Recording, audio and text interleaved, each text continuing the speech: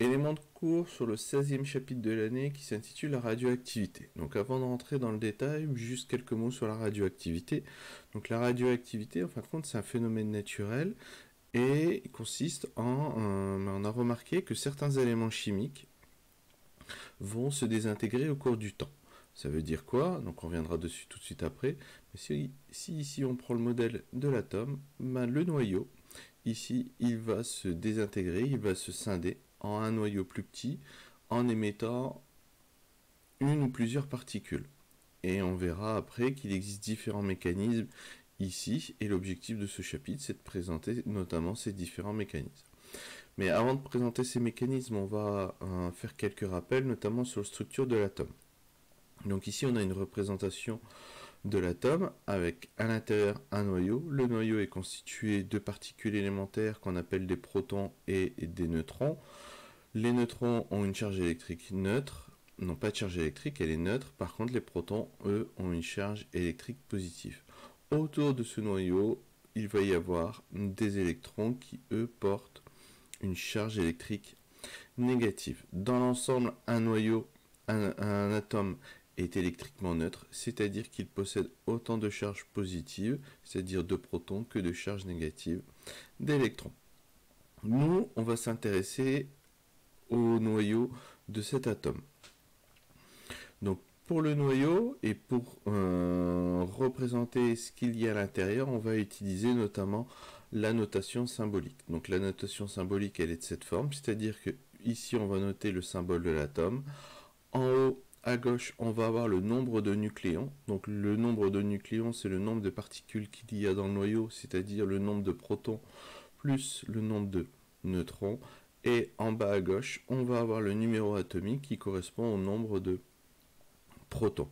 Au niveau du vocabulaire, grand A est aussi appelé le nombre de masse, étant donné que la masse va être directement reliée au nombre de particules qu'il y a dans le noyau. Et grand Z, c'est ce qu'on appelle le nombre de charges, étant donné que les protons sont les seules particules chargées dans le noyau. Alors, quelques exemples ici sur l'utilisation de la notation symbolique. Lorsque l'on a ici cette notation, donc on a du carbone 12, 6, quelles sont les informations que l'on va en tirer? Tout d'abord que l'on a 6 protons. Et pour déterminer le nombre de neutrons, on fait le nombre de masse, ici grand A, moins le nombre de protons, ici 6. Donc on a 6 protons et 6 neutrons. Pareil pour l'oxygène 17. Donc l'oxygène 17, ça veut dire, le 17 veut dire qu'il y a 17 nucléons. Donc 17 protons et neutrons. Et donc on va avoir ici 8 protons. Et pour avoir le nombre de neutrons, on fait 17 moins 8. Et pareil pour le dernier élément ici, où on va obtenir 43 protons et 56 neutrons. Autre notion ici, qui fait office de rappel, la notion d'isotope. Donc les isotopes, ce sont des noyaux qui ont le même nombre de protons, mais un nombre différent de neutrons. Et parmi ces isotopes, généralement, il y en a un qui est stable, c'est-à-dire qu'il ne va pas se désintégrer et donc il n'est pas radioactif. Par contre, les autres sont radioactifs. Exemple ici, là on donne les 3 isotopes du carbone. Donc on a le carbone 12, c'est-à-dire 6 protons et à l'intérieur 12 nucléons. Le carbone 13, toujours 6 protons. Étant donné que l'élément carbone, le C fait référence au nombre de protons, donc à chaque fois on écrit C ici pour le carbone, ça signifie qu'il y a 6 protons dans le noyau.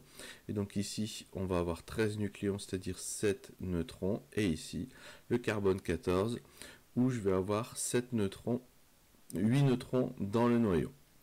Donc le carbone 13 et le carbone 14, ce sont des noyaux instables, et donc à ce moment-là, on dit qu'ils sont radioactifs.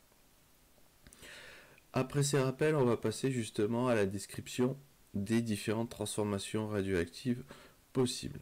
Alors, point de vue historique, tout d'abord, il faut savoir que la radioactivité a été découverte par Henri Becquerel et Pierre et Marie Curie. Alors, la radioactivité, on vous dit ici la propriété de certains noyaux atomiques de perdre spontanément de la masse, c'est-à-dire qu'ils vont se désintégrer en émettant plusieurs types de particules, les particules qu'on va appeler alpha, bêta- et bêta+, mais aussi un rayonnement électromagnétique qu'on appelle le rayonnement gamma. Donc ça, on l'a vu dans le précédent chapitre, les rayonnements gamma sont des rayonnements très énergétiques, d'où la dangerosité associée à ces éléments radioactifs. Donc le noyau instable, on l'appelle aussi le noyau père, va se transformer en un autre noyau, le noyau fils. Et donc on va parler ici de désintégration nucléaire, étant donné que c'est le noyau de l'atome qui va agir ici, c'est-à-dire qu'il va se désintégrer et se scinder en plusieurs parties. Quelques caractéristiques des transformations radioactives. Donc, tout d'abord, les éléments radioactifs, le fait de se désintégrer, c'est indépendant de la pression de la température. C'est imprévisible, c'est-à-dire que si on avait quelques éléments en face de nous, quelques noyaux radioactifs, on serait incapable de dire quand est-ce qu'ils vont se désintégrer. Et on a un phénomène spontané et inéluctable. C'est-à-dire que si je reprends par exemple le cas du carbone 14, c'est un élément qui est instable, donc tôt ou tard, il va se désintégrer en un autre élément et en émettant une particule. Alors, pour parler justement des différents types de désintégration, elles ne se font pas de manière aléatoire, elles respectent certaines règles qu'on appelle les lois de Soddy. Et ici, en fin de compte, ces lois de Soddy, elles nous disent tout simplement que lors de la désintégration, on va avoir la conservation de la charge électrique et du nombre de nucléons. Donc ici, quelques exemples. Si on prend le francium 205, donc il y a 205 nucléons et 87 protons. Ici, il va se transformer en astate AT201. Donc ici, je vais avoir 220 nucléons et 85 protons.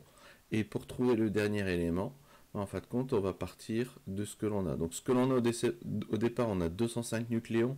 Donc à la fin, je dois toujours avoir 205 nucléons. Comme ici, j'en ai 201, ça implique que le dernier élément, la particule qui va être émise, elle ne possède que 4 nucléons. Et pareil, au niveau des charges positives, donc des protons. Ici, au départ, j'ai 87 protons. Ici, j'en ai 85, donc forcément, le dernier élément possède seulement 2 protons.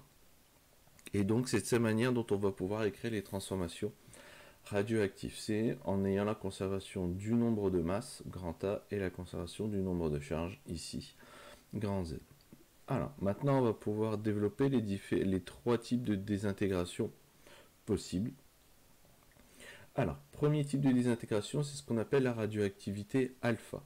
Alors, la radioactivité alpha, elle correspond à l'émission d'un noyau d'hélium. Donc, l'hélium a pour notation symbolique He2,4, c'est-à-dire qu'il possède 2 protons et 4 nucléons. Donc, comme parmi ces 4 nucléons, il y a 2 protons, ça signifie qu'il y a 2 neutrons à l'intérieur.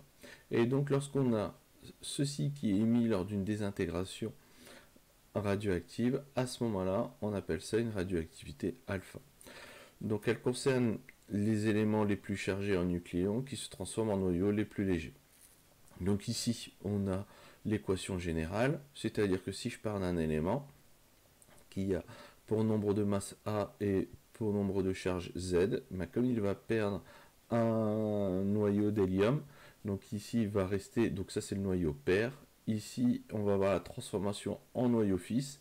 Et le noyau fils, son nombre de masse, c'est A-4. Et son nombre de charge, c'est Z-2. Exemple ici, pour le polonium 210. Donc le polonium 210, ici, va se transformer en plomb 206. Donc le plomb 206, donc on a bien 210 qui est égal à 206 plus 4.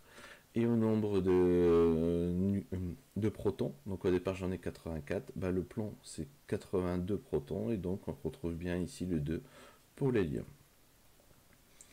Ensuite, deuxième type de radioactivité, la radioactivité bêta-. Elle se caractérise par l'émission d'un électron.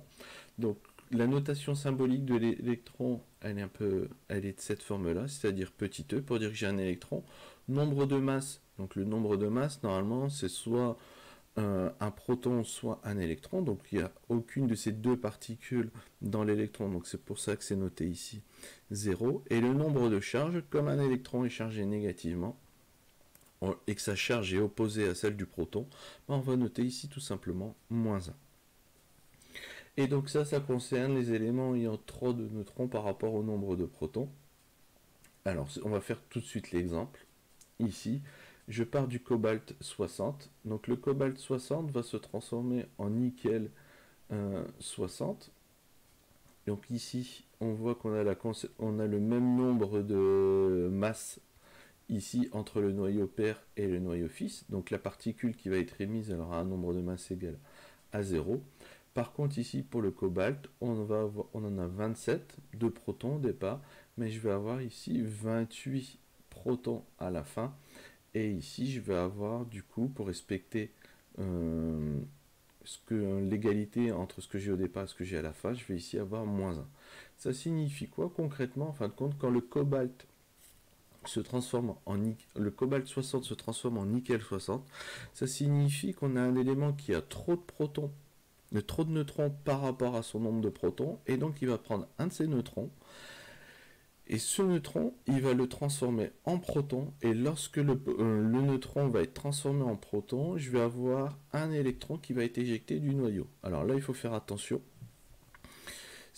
Un neutron, c'est pas la somme d'un proton plus d'un électron. C'est au cours. Alors, je rentre pas dans les détails, mais au cours de la transformation, on va avoir ce neutron qui va se transformer en proton.